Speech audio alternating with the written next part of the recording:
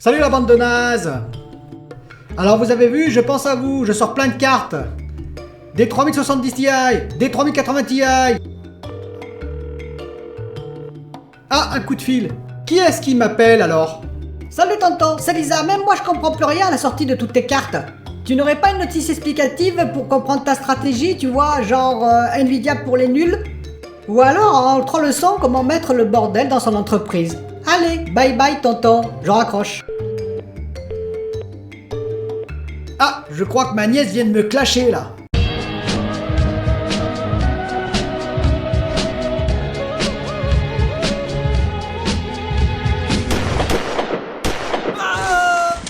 Bonjour les amis, dans cette actu du geek, aujourd'hui on va parler essentiellement de RDNA 2, et oui vous allez voir pourquoi, avec un test très intéressant de TechSpot qui révèle des choses hyper intéressantes sur le RDNA 2. Sur le RDNA 2, je vous rappelle, qui custom est dans la PS5, la Xbox Series X, et surtout qui est dans les cartes, et bien oui les cartes GPU, dans les GPU de AMD. Nous allons également un petit peu parler de Nvidia rapidement, il y a encore de quoi polémiquer entre guillemets, nous allons parler aussi de jeux rapidement, Demon's Souls et The Returnal. Alors tout d'abord, je voudrais remercier mes abonnés de me suivre et ainsi de commenter mes vidéos et puis les pouces, les likes comme d'habitude. Et je voudrais dire aux nouveaux venus, à ceux qui suivent quelques vidéos depuis un moment, s'ils ne sont pas abonnés, ne pas hésiter à s'abonner car effectivement c'est assez difficile, assez poussif en ce moment, pas que pour moi, pour pas mal de youtubeurs entre guillemets. Alors on va parler tout de suite de Nvidia, et oui Nvidia, ils ont sorti donc la RTX de 3080 Ti devait arriver, elle va être repoussée d'un mois. Je vous rappelle qu'elle aura 12 Go de GDDR6X, et surtout qu'elle aura en termes de compute unique, de ray tracing, de RT Core, de Tensor Core, elle aura presque l'équivalent d'une RTX 3090. Ce qui pose beaucoup de questions sur son positionnement. Et donc elle est repoussée d'un mois. Bon, après tout, pourquoi pas. Mais là où je souris un petit peu, c'est qu'il y a une RTX 3070 Ti qui doit arriver, qui est en préparation, et qui posséderait 8 Go de GDDR6X, entre guillemets, par rapport à la RTX 3070 qui possède la GDDR6 tout court. Mais ce qui est assez étonnant, c'est qu'il y a également un modèle qui sera annoncé à 16 Go.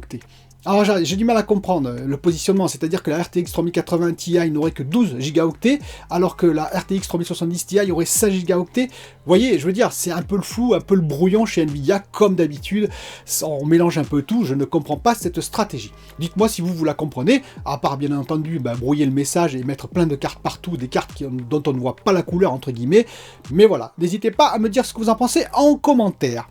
Alors le test de TechSpot, qu'est-ce qu'il dit? Eh bien ils ont comparé une RX 5700 XT à une RX 6700 XT AMD. Et qu'est-ce qui est intéressant là-dedans, vous allez me dire? Eh bien toutes les deux sont fabriquées chez TSMC 7 nanomètres. La RX 5700 XT a 10,3 milliards de transistors pour 251 mm². La RX 6700 XT a 17,3 milliards de transistors pour 335 mm². Donc une surface plus conséquente. La RX 5700 XT elle a 8 Go de mémoire, là où la RX 6700 XT en possède 12. Par contre, la RX 6700 XT a un bus de 192 bits, alors que la RX 5700 XT a un bus de 256 bits.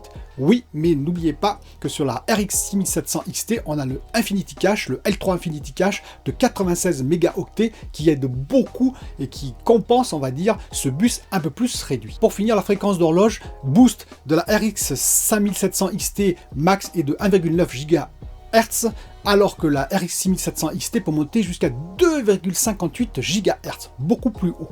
Et alors vous allez me dire quel intérêt de tout ça? Eh bien, c'est que la RX 5700 XT, elle est en RDNA 1, architecture RDNA 1, alors que la RX 6700 XT est en architecture RDNA 2. Et donc ils ont fait des tests très intéressants en bloquant la fréquence d'horloge des deux cartes à 1,8 GHz. Et qu'est-ce que ça donne? Eh bien ça donne qu'on a exactement les mêmes performances. Donc nous avons le même process, TSMC 7 nanomètres, dans les deux cartes, et lorsque nous mettons la même fréquence, nous avons exactement, à un poil près, nous avons les mêmes performances. Donc ce qui gagne en performance entre ces deux cartes, c'est la fréquence d'horloge. C'est les 2,58 GHz de boost que possède la RX 6700 XT. Or, ces 2,58 GHz sont possibles comment? Grâce à l'architecture RDNA 2, puisque le process est le même. Donc ce n'est pas le process qui permet ce gain, comme je vous l'ai expliqué dans le dernier JVD Top, où effectivement, quand on réduit la taille du process, on peut gagner en fréquence. Donc ça veut bien dire que l'architecture RDNA 2.0 est meilleure que l'architecture RDNA 1.0, ce qui est assez logique, mais de 30%. Et oui, car quand on remet les fréquences, quand on libère à nouveau les fréquences boost, la RX 6700 XT, eh bien, elle est 30% plus efficace que la RX 5700 XT. Donc on n'a pas un gain de 50% tout à fait comme l'avait annoncé effectivement AMD entre le RDNA 1 et le RDNA 2. Précision quand même importante parce que, et là aussi je l'avais expliqué dans le JVD Top, le dernier JVD Top que j'ai fait, parce qu'ils ont fait un compromis. Effectivement, en TDP ou en TGP si vous préférez, un Total Graphic Power, cette carte mesurée, je le précise, consommerait 15% de moins que sa grande sœur, c'est-à-dire la RX 5700 XT. On aurait donc une consommation un peu baissée pour une amélioration des performances de 30%. Ce qui correspondrait là effectivement à du presque 50% d'amélioration vis-à-vis du RDNA 1.0. Donc on voit tout l'intérêt de l'architecture, c'est très important, on a beaucoup plus de transistors certes, alors les transistors en plus, et en particulier on peut le considérer aussi à cause du L3 cache, Infinity Cache, 96 mégaoctets quand même de L3 cache en plus par rapport à la RX 5700 XT. Le prix est de 400 $ pour la 5700 XT versus 479 $ pour la RX 6700 XT. Mais là aussi ça s'explique, c'est 20% d'augmentation, car si vous ramenez ça en termes de wafer, en termes de nombre de puces par wafer, et vous savez que AMD paye les wafers à coût constant, entre guillemets, eh bien il y a beaucoup moins de puces sur la RX 6700 XT que sur la RX 5700 XT. En effet, j'ai fait le calcul pour vous, et si on ramène ça en nombre de puces bonnes à 90% sur les wafers, ce qui est un rendement quand même correct, on a 210 puces bonnes pour la RX 5700 XT contre 143 puces bonnes par wafer pour la 6700 XT. Donc plus de presque 40%, et oui 40% de moins de puces. Donc ça veut dire que AMD paye ces puces 40% plus cher aux fondeurs à TSMC. Alors bien entendu, ils ne répercutent pas totalement ce prix-là, ça veut dire qu'ils se font moins de marge, ça veut dire aussi que, bien entendu, après, peut-être qu'ils vendent la puce un peu plus chère aux assembleurs, et que les assembleurs se débrouillent pour faire des marges, parce qu'ils font de belles marges quand même, mais un peu moindres qu'avec la RX 5700 XT. En tout cas, vous voyez tout l'intérêt du RDNA 2, et les consoles possèdent un RDNA 2 personnalisé, on va dire, mais probablement qu'ils ont fait effectivement, qu'ils ont profité quand même de ce gain entre le RDNA 1 et le RDNA 2, sauf que effectivement le RDNA 2 des GPU AMD est plus abouti et plus avancé quand même que ce qu'il y a sur les consoles apparemment, je dis bien apparemment. Pour terminer cette courte vidéo, je vais parler de deux nouvelles.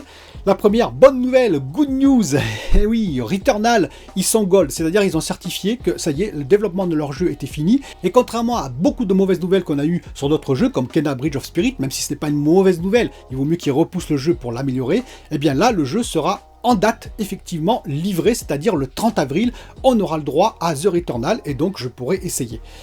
Et pour finir, Demon's Souls, où j'en suis avec ma mage, eh bien, je me suis pris une belle raclée.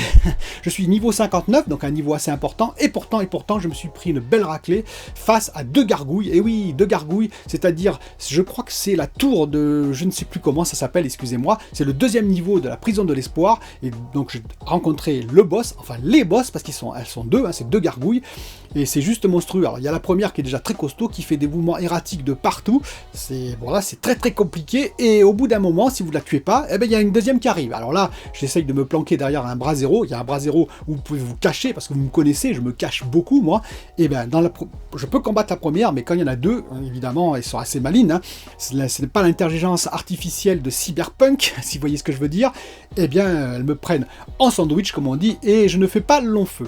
Comme promis, en tout cas, je vais faire le let's play avec le démon de feu très très bientôt, dimanche normalement, si tout se passe bien. Je voulais donner un point aussi sur le JVD Top, le prochain JVD Top. J'espère pouvoir le faire pour samedi. Ce n'est pas sûr, mais sinon il sortira dans la semaine. Rassurez-vous, le numéro 2 sortira dans la semaine, c'est-à-dire le 1 nanomètre et après en termes de process, ce qui va nous amener pour 2027. Qu'est-ce que ça va nous amener pour les consoles?